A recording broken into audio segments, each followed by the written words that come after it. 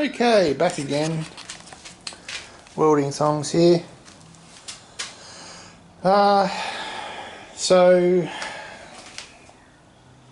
I think where I left off, I had put this side up and I was trying to get that side tacked in. As I said, I've just thrown some dirty welds in there because all of that's probably going to get replaced, just that outer lip anyway. I'm hoping I don't have to, but going by this one, it's pretty bad, so got to do what you got to do.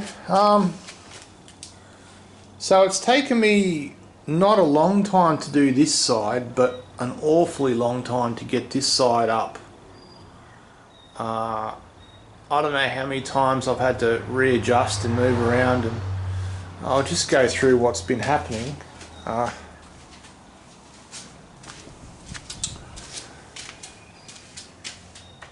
So the bottoms of these panels on this side are a lot worse than the other side was, so I don't have a lot of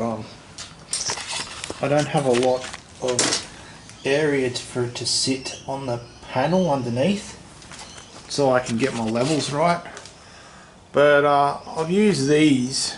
They're just long brackets of some kind I found somewhere, and I just worked my way along, and I didn't end up measuring the frame and then this frame and then trying to get them together, because this whole back section is just totally rusted away, and it's a bit of a shame because that's where the ID tag was. So I've got the Made in West Germany one, but the other stamp, I can't seem to find it, and I'm thinking that it's been rusted away. I'm going to try and dip that in electrolysis and take all the paint off and see if I can find something, but it's not looking too good. Anyway, that being said, so basically I just cut the newer frame away and just sat the old one on top. I didn't bother trying to work out the right length or anything like that, and then just slowly used copper wire and a lot of buggerizing around, and finally got it to a point where I've got a measuring stick for the height of that corner at the rail, the drip rail. So that height is what I'm going to use all the way around. The back end sits a little high because it's sprung. When I push down, it goes to the right level, so I'm guessing that that's what happens.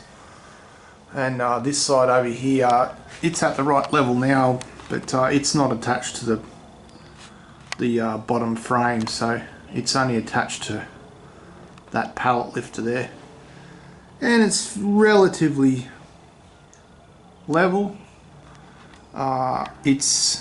I've used a strap here to pull it all together, try and get the gaps, you know. They seem to be very close, these gaps. I'm thinking that I know this has got a bit of bog on it, so I think someone's bogged over this area and just cut through, maybe with something or other, but it seems to be a very close gap, and then it widens down the bottom, so I don't know what's going on there. I think the hinge is given away, so anyway, it's amazing how these things look. Like, this is a really old bus. The guy that sold it to me thought it was a 1965, and they didn't have these in 65. So every number that I'm getting off all of the transmission and all of the part numbers, they're telling me it's mid to late 50s, very early 50s, like midway. The closest I can get it to is to around July 1955 is what I can pick one of the parts at. The speedometer is really rusty, so I'm going to have to pull that apart and try and put it through the electrolysis and see if I can pull a number off of it, but I don't think I will. But anyway, it's got the fins up the top, the 3 fins up the top, and they're facing down, and then it's got the fins there, and it's got you know, the semaphores, and it's got the different dog leg area and the large emblem there, and what else is different? So that panel is an early panel. I looked at the differences in them. The gear linkage is close to the seat. It's not further forward. I was getting confused because everything I saw, they were forward, so they must have went forward further. So this is really basically like a barn door, except the back end was changed a little. And then you've got the single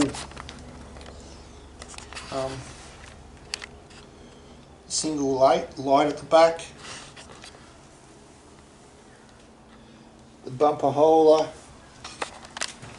Yeah, so this is all a bit punky in here. Square battery box for the 6-volt battery. I don't know what the later ones, when they went to the 12-volt, whether it went to more of a rectangular one, but this is definitely a square indentation. The number on on that I've got, and the number on the front beam as well, because they were, you know, part of the vehicle originally. So that's basically what I'm going with. Yeah, but it looks pretty cool. I love it anyway, and I'm still deciding what I'm going to do on the inside. I really like the idea of just maybe, for lack of a better term, cauterizing, you know, where you have a wound and you hit it with heat and it seals it. So what I'm thinking of doing is getting a like that paint that's really flaky down there, getting rid of that, just scraping it off, and whatever stays, and this stuff up here, actually spraying it with a satin clear, so it's not gloss but it's clear, and it'll actually preserve what's there. And some of these panels, like, they're pretty bad. I'm gonna have to, you know, pull them out and rust treat behind it, and then I'll try and either make some replacements or put this one back. I'm not too sure, but yeah, this stuff up here, rust treat that as minimally as possible and try and preserve what's going on inside this vehicle. And on the outside, the floors will all be painted with new paint, so, but the sides I'd like to keep them, yeah, as they are. But it's pretty cool seeing it back together. Like, I haven't seen it as a whole vehicle. When I went to see it in situ originally, I didn't even get to go inside because it was covered by a tree and a big mound of stuff either side and a shed, and I couldn't get in. I couldn't even get into the cab, so the whole thing was just quite scary, to be honest. I came to the front of the vehicle, so it was sitting like this, and there was a shed on this side, basically the same distance as what this is now, and it was just piled up with wood, and that's why these doors are quite rotten here. You can see that they've been rotted away. That's where the wood was and the mango leaves, and it went right across. So, and then of course you had a mango tree above, and it was literally growing right beside it, and it just was dropping leaves all over it, and it rusted everything out. But when I first went to the vehicle, I put my hand on here because I brought a heap of steel with me to weld up the front area to hold it together while it was getting towed, but it just basically fell apart as I touched it. I think I was the first person to touch it in 50 years, and I just said, mate, I can't get this on the truck. It was an hour and a half on a motorway to my house from there, and so I left it. But then it got advertised again. Someone had managed to bring it home in pieces, and obviously their missus had told them that they can't have too many projects going, so they sold it, and I was lucky or unlucky enough to see it, and here I am putting it back together. I don't know if this is a stupid idea or not, but anyway, it's happening. I've got a very forgiving partner. She's okay. So it's looking nice and level. Everything's looking really good. It's within about 2 mils, or not even 2 mils. As I said, I had a level, and I went around all the points now, and they're all pretty good. This corner's dropped a little because of it's missing some of this little bit in the corner, but they actually sit correctly. The line is exactly the same on both sides, so that's a good sign. I'm in the right spot, and I'm just going to continue now. I'm not too sure what the next plan of attack's going to be. I think just keep putting the bits on that I've got, rusty or not, and try and what I might do is make up some quick and dirty ribs to go across. So I'll get one rib here. What I do have, and if anyone knows, this was in the pile of junk that came with the vehicle. I'm hoping this is part of a top rib, and I'm hoping, I will find out where it's from, but I'm hoping that it's sort of is the profile of the roof. I mean, it sort of looks like it, hey?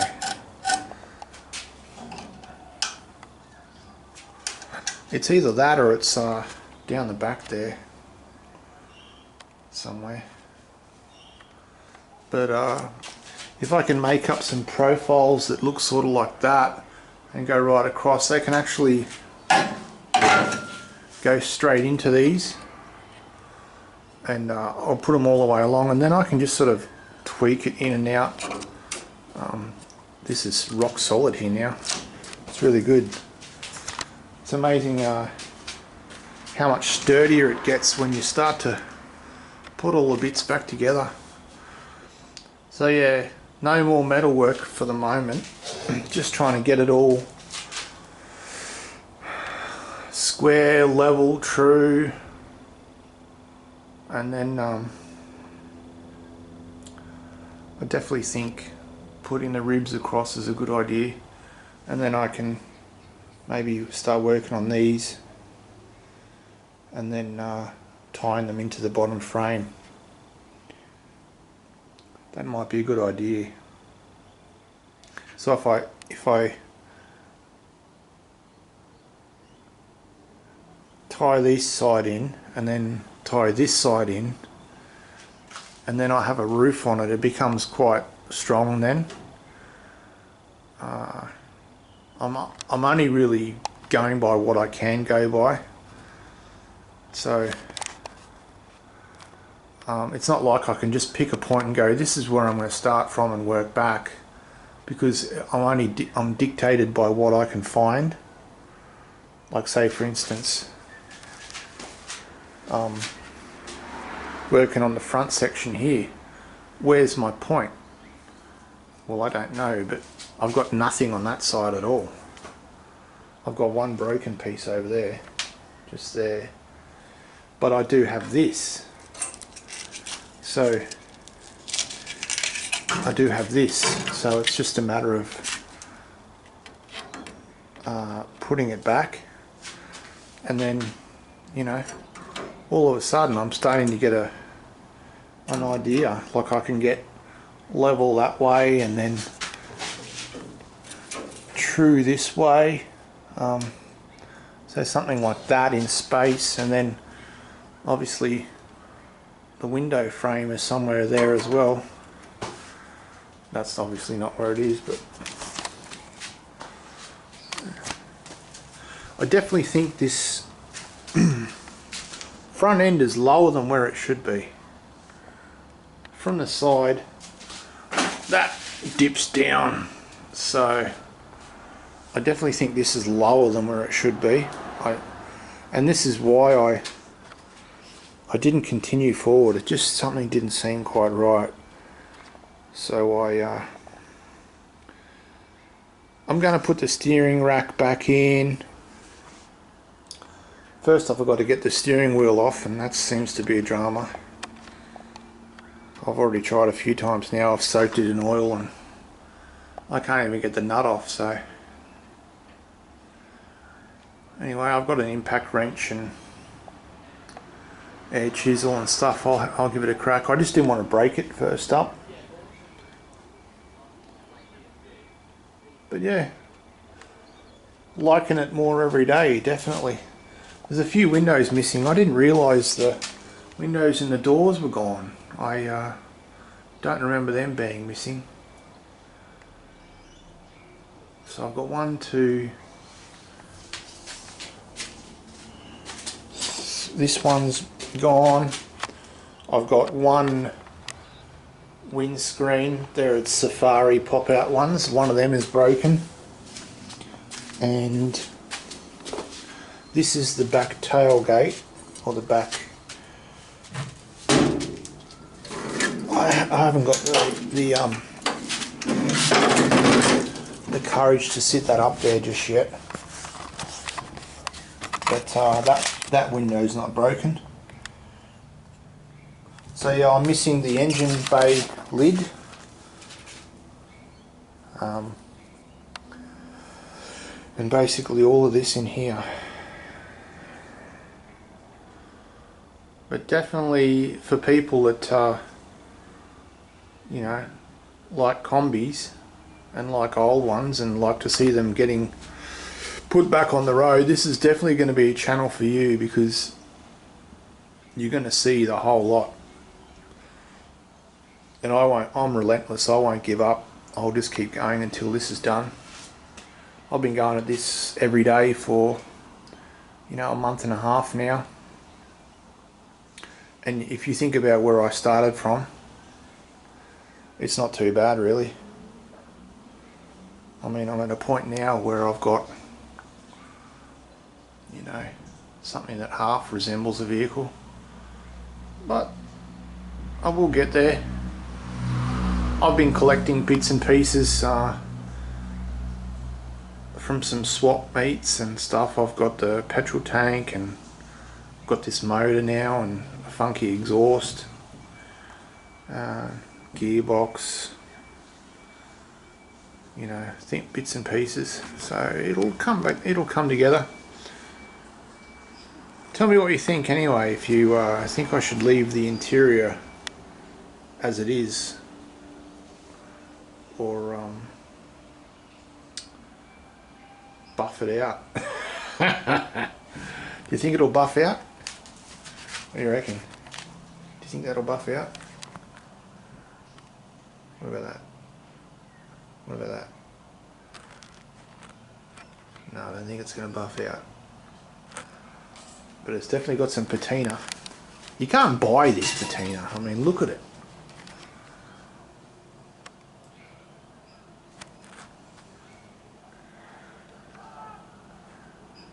Anyway, something funny to look at. Definitely not a polished video anyway. See you later. Don't forget to comment, subscribe please. Thank you.